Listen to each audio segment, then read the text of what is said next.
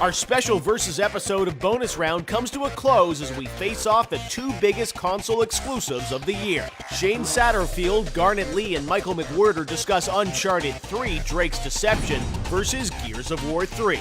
With new gamers buying consoles this fall, which of these two system sellers deserve your hard-earned dollars? Find out as our special edition of the Bonus Round comes to its conclusion.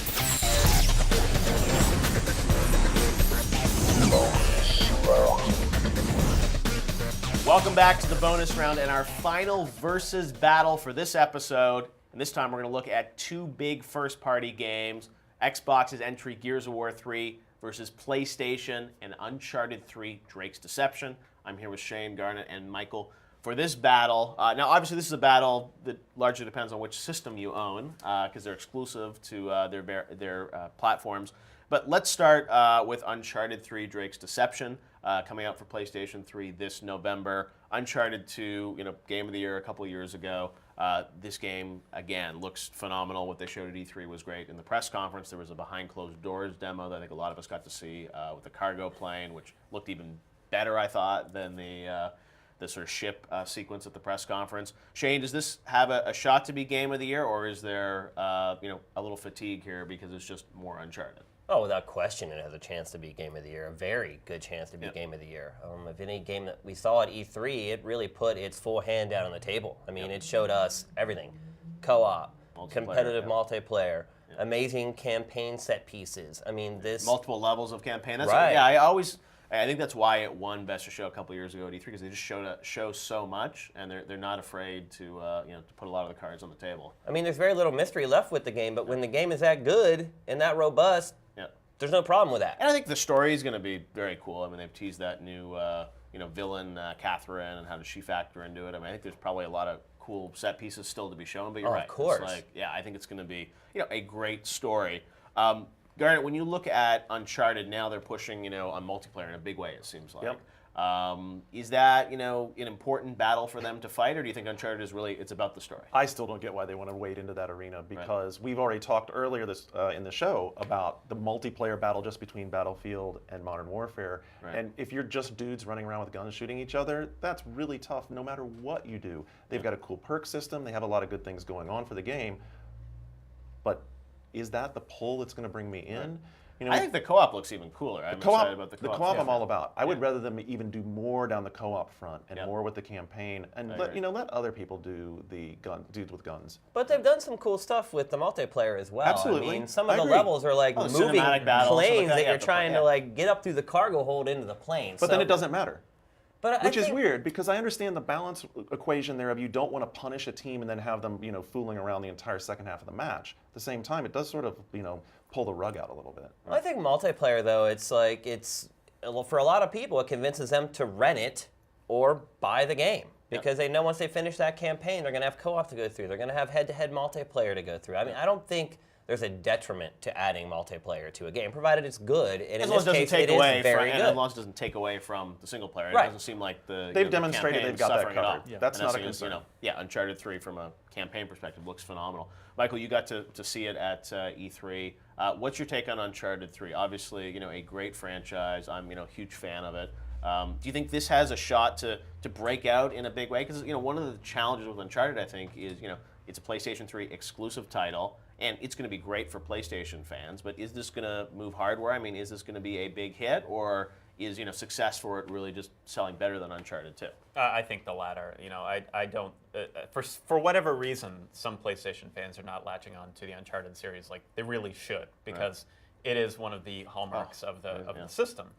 And I'm not quite sure why that is. I don't know if it's just kind of the looser multiplayer shooting mechanics.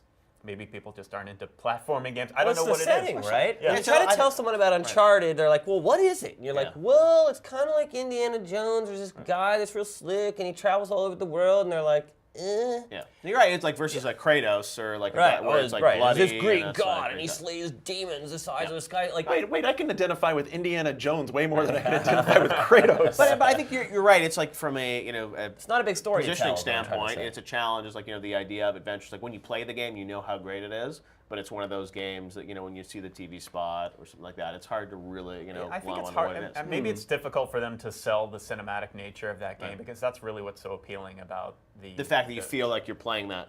Playing a movie, it's just like it's the technical.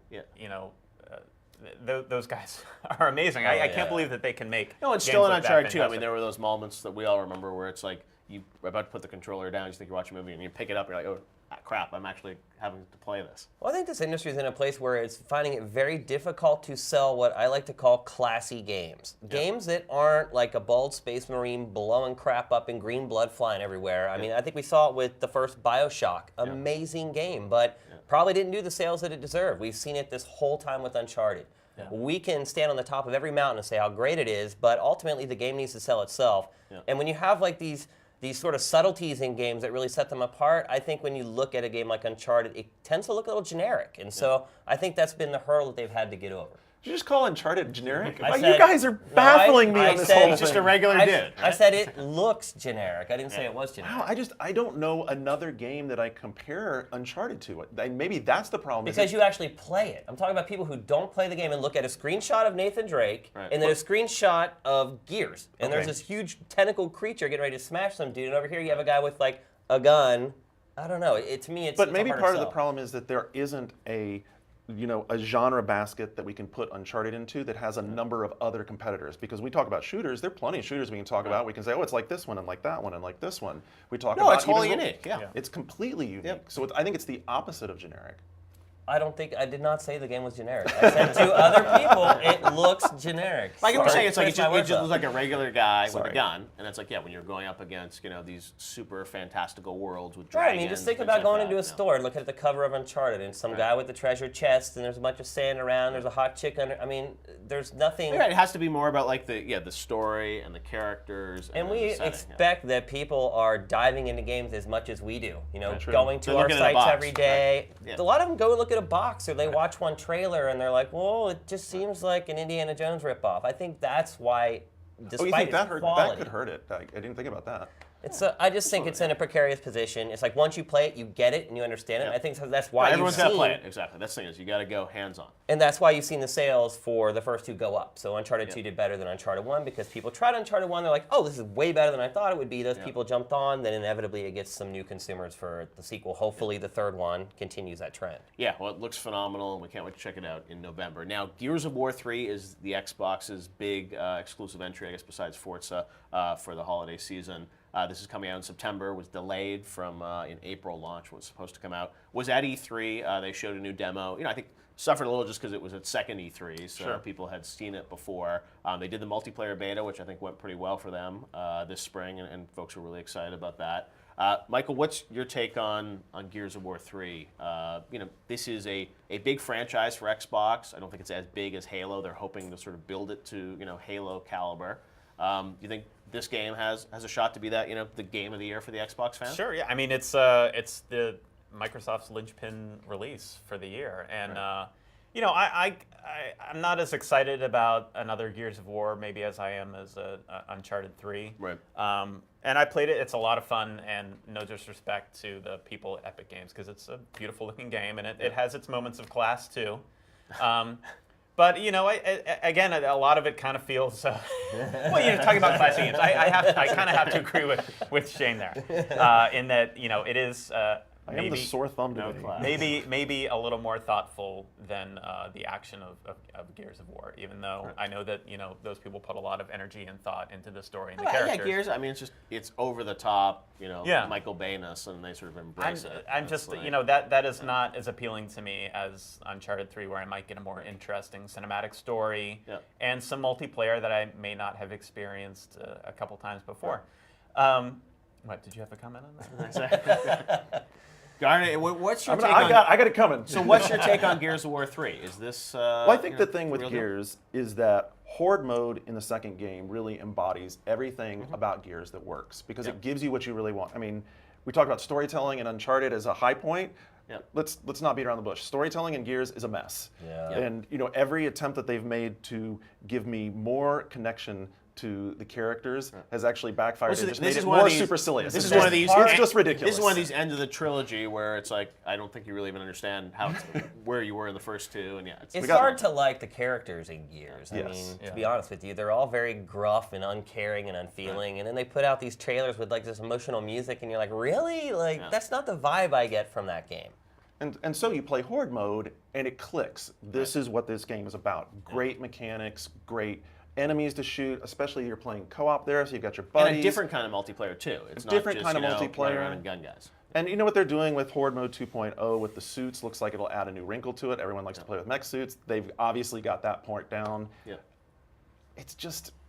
Well, everybody has Horde mode now, right? I mean, Well, that's everybody what we- copied. Everybody copied them. Right, but that's what we saw You're of, still going to play the original. Well, yeah. But that's what I saw of Modern Warfare 3 at E3 was their take on Yep. Horde mode. So Yeah. I think now that that's Everyone's not... got waves. Yeah, it's not a unique selling proposition anymore. Yeah. So what about competitive multiplayer? Because we know Gears is going to make a big push on multiplayer front because that's perceived as their weakness. Yeah, I think the beta seemed. I mean, the reaction good. I heard. I mean, people were positive on the beta. I think they got a lot of good feedback from that. I think that's where the extra time pushing from April to September is going to help them refine the multiplayer. So I think they're going to nail the multiplayer. I think the question is, for that franchise, as a single player game, as a as a hallmark of Xbox, is it going to be as big as they want it to be, or Xbox needs it to be, this holiday season? Well, I think the multiplayer in Gears 2 actually came under a lot of heat when it Yep. was released. I mean, it did. took a long That's why I think time. they needed the beta this time to really So, set this stuff up. right, but I mean, I think we thought we had the same feeling about Gears 2 multiplayer Right. going into the release of Gears 2, and now Sure. here we are sitting with 3. Sure, I played the beta, had some fun with it, but there's still a lot to prove on that arena. They lost a lot of customers whenever they launched Gears 2, and again, I think this is one of those games that people buy more for the multiplayer, just like Modern Warfare, than they do for the campaign. So, Absolutely. I mean, they literally could have burned their butts pretty good with the Gears 2 launch. So it'll be interesting to see how many people come back without that unique selling proposition. It might be a little tough for them. And what do you guys think about the campaign? I mean, the level at E3 looked good. They're talking about co-op obviously as being an important part of Gears this time. The game I think has a distinct look to it, and I think was really distinct for Gears 1. Now I think they've always, they've been struggling to sort of, keep it fresh and different and looking unique, whereas, Uncharted is going to all these different cities and locations. I mean, you guys, the campaign, it sounds like you're saying it's more about the multiplayer, right? Oh, I'd agree with that. I also think the campaign demo they showed at E3 last year was way better than the one they showed this year. Yeah.